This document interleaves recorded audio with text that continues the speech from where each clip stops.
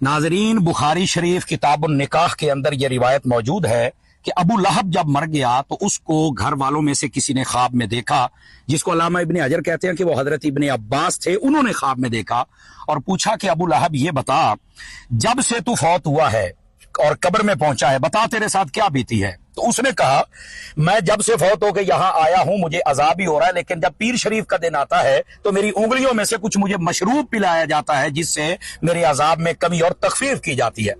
उन्होंने पूछा कि क्या वजह है कि तुझे ये मशरूब पिलाया जाता। उसने कहा कि जब मेरी लौंडी सुवैबा, उसने मुझे आके कहा कि तुम्हारे भाई अब्दुल्ला के घर बेटा पैदा हुआ है, मैंने खुशखबरी सुनाई तो उसने ऐसे इशारा करके आजाद कर दिया खुशी के अंदर कि जा तूने मुझे खुशखबरी दी है कि मेरा भतीजा मोहम्मद पैदा हुआ है तो मैं तुम्हें आजाद करता हूं।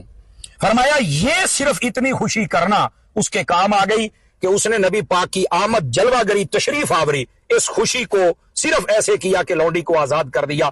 मरने के बाद अल्लाह ने कब्र में उसको भी इसका सिला अता किया है।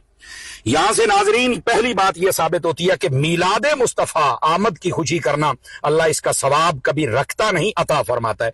दूसरी बात, बात कहते हैं ये ख्वाब का वाकया है। ओ भाई, बाकी तो बड़ा शोर मचाते हो बुखारी का, तो आप बुखारी से पूछो ना लिखा क्यों है। और दूसरी बात, अल्लामा इब्ने कय्यम को पढ़ के देखो, उन्होंने जो तुहफतुल मौदूद फी अहकामिल मौलूद किताब के अंदर उन्होंने भी उसके अंदर लिखा है।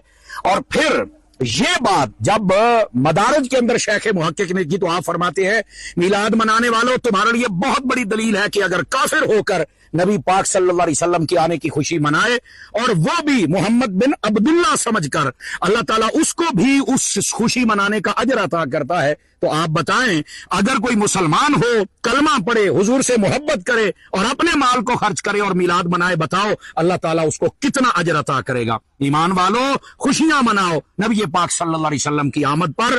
परेशान नहीं होना, खाक हो जाएं अदुब जल कर मगर हम तो रजा, दम में जब तक दम है जिक्र उनका सुनाते जाएंगे।